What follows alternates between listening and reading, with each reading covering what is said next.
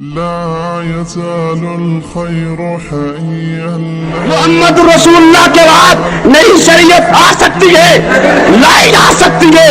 وہ یہ عقیدہ رکھتے وہ ختم نبوت کا منکر ہے یا نہیں ہے؟ یہ کتاب شیعوں کی نہ ہو، جامع المنتظر سے چھپی نہ ہو، اردو زبان نہ ہو، اس میں عبارت نہ ہو، میری سزا بولی ہے۔ آپ میں سے جس کا دل چاہے آئیے یہی کھول کے پڑھ لیجئے، تسلی کر لیجئے، جلسے کے بعد تسلی کر لیجئے۔ اس میں تحریر ہے کہ مہدی نئی شریعت لائے گا، پھر نئی شریعت کے احکام بھی بتلائے۔ ان میں سے ایک حکم یہ بتلائے کہ ہر 20 سالہ نوجوان جو دین نہیں پڑھے گا مہدی اس کو قتل کر دینے کا آرڈر کر دیں گے۔ اسی طرح یہ حق الیقین ملا باقر مدرسی کی کتاب میرے ہاتھ میں ہے، اس میں بھی مہدی کے فضائل لکھے گئی کہ امام مہدی کیا کیا کرے گا۔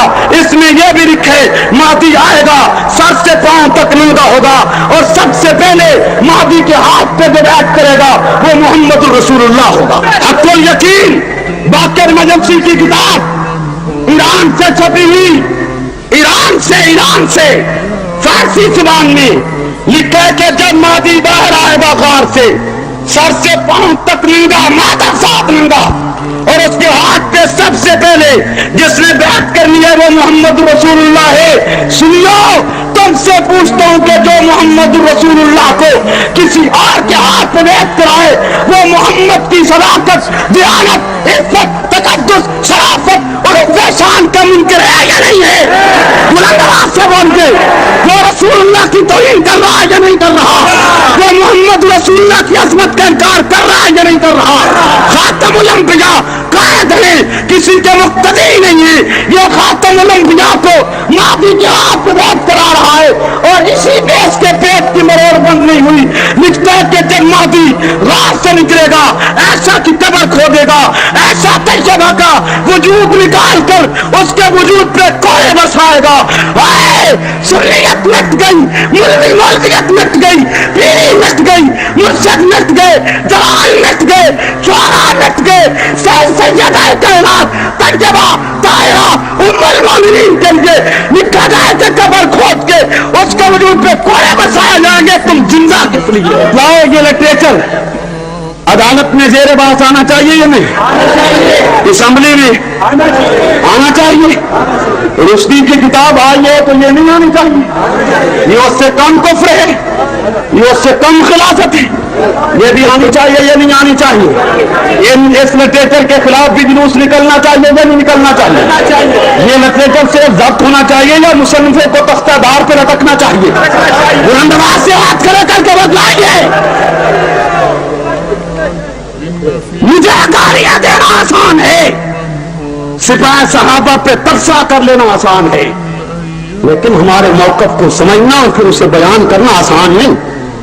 اسی موقف کو بیان کرنے کی بس شیعت نے مجھے 2 مرتبہ 302 کے کیس میں ملوث کیا ہے کہ میں اس طرح تختہ دار پہ لٹک جاؤں، لیکن شیعت کو اور دنیا یہودیت کو یقین ہونا چاہیے کہ قبر کی رات متعین ہے، وقت سے پہلے نہیں آ سکتی، اور میں اس طرح موقف چھوڑا جا سکتا ہے۔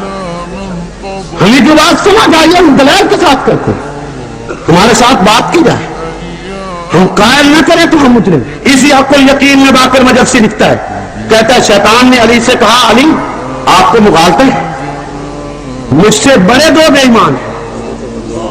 توجہ اتحاد کی رت لگانے والا توجہ، شیطان علی سے کہتا ہے، حق الیقین میں روایت درج ہے کہ علی تجھے مغالطہ ہے، مجھ سے 2 اور بڑے بے ایمان ہیں۔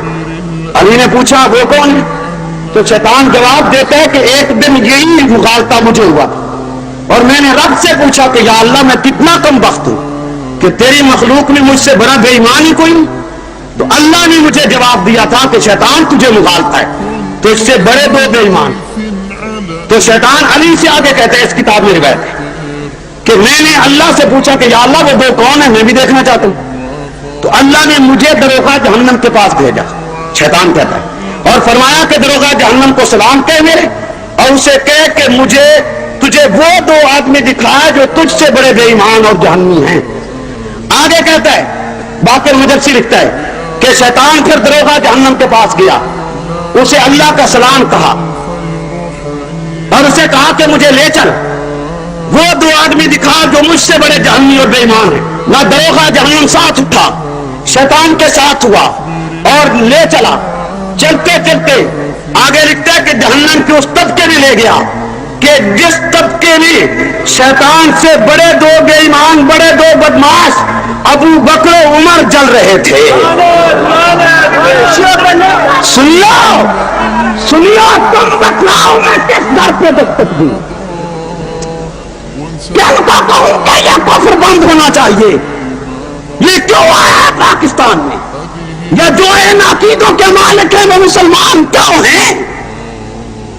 اتنی بڑی تعلیم اور اتنی بڑی بڑی کتب میں اور اتنی وسیع پیمانے پر ان کی اشاعت اور یہ تمام لٹریچر ایران سے آ رہا ہے, جہاں لا شیعہ ولا سنیہ کا دھوکے پہ مبنی نعرہ بلند کیا جا رہا ہے. یہ وہاں سے سارا لٹریچر آتا ہے. اور صرف باقی کتابیں نہیں, خود خمینی کی کتاب آئی ہے, خود اس کی اپنی کشف اسرار یہ میرے ہاتھ میں ہے.